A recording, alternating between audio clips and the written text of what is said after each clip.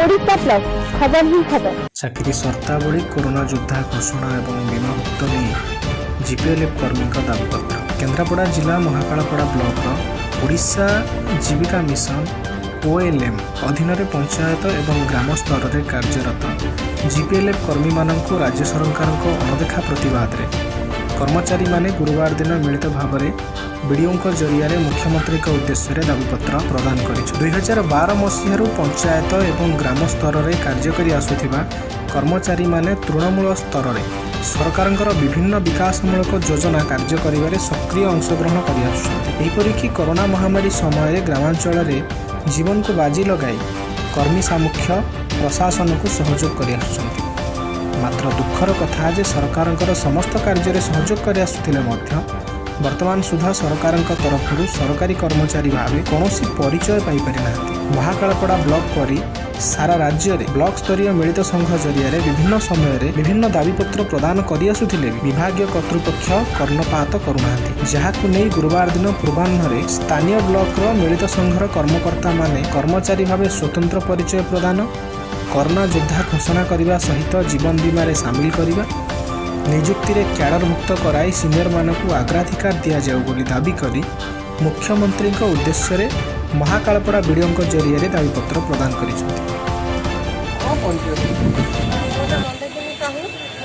ग्राम panchayat MP भाव कार्य करें महाकालपड़ा ब्लॉक समस्त क्याडर मानक यूनियन आज एकाठी होमर मुख्य दाबी रोचे जे आम 2012 मसीह कार्य कर सरकार सहित कि बर्तमान जो कोविड महामारी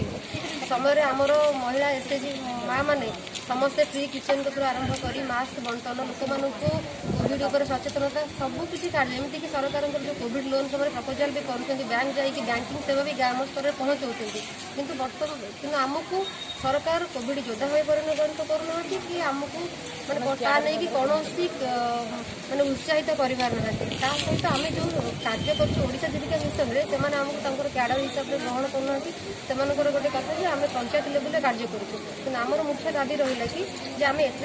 सब कार्य करुले भी आमर परिचय कहीं आम आज निजर परिचय पाई आसीचु ता सहित आमको जमी कोविड योद्धा भाव परिगणित करम एसएचजी मानक सम्मानित उत्साह दिया प्रेरणा दि जाऊ यहाँ ही आम मुख्य दाबी ता सहित आम जो क्याडर मैंने कार्य कर क्याडर बोली मान्यता दि जाऊ तृणमूल स्तर कार्य कर सरकार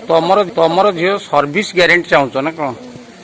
जे आमर निजर आइडेंटिफिकेशन आशा अंगनवाड़ी जमी रोचे आइडेंटिफिकेशन सेमती आइडेंटिफिकेशन गवर्नमेंट स्तर नि मैंने तृणमूल स्तर में कार्य कर सरकार को गोटे सर्विस सपोर्ट दे आसुँच तो से परिचयटा आमको दरकार अच्छे आम आज सोशल एक्टिविस्ट हिसाब से कार्य करूँ गवर्नमेंट कार्य करूँ लोक मान कार्य करूँ यहाँ आम मुख्य जिन आमको स्वतंत्र परिचय दि जाऊ कि आम यही स्तर में तृणमूल स्तर में गोटे समाजसेवी हिसाब से कार्य करूँ। कहले पुणी तुम इमरजेंसी पीरियड रे कोविड नियम सोशल डिस्टेंस थवा बेले तुम मैंने ए समय केमती बाछिल तुम दाबीपत्र दवाई ही बाछिलु जे बर्तमान आम कार्य कर कोविड समय भी गवर्नमेंट जहाँ सब सुविधा लोक पाखे पहुँचवा कथा से सब लाइफ रिस्क नहीं कि आम भौणी मैंने माँ मैंने कर सत्वे भी से जमीक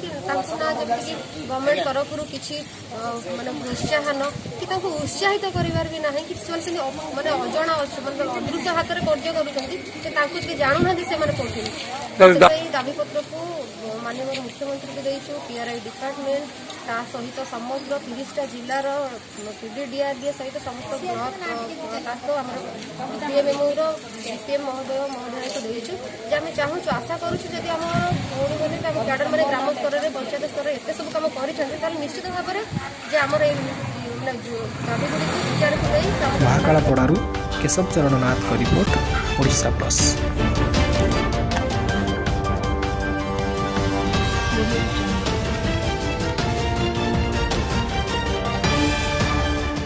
ओडिशा प्लस खबर ही खबर।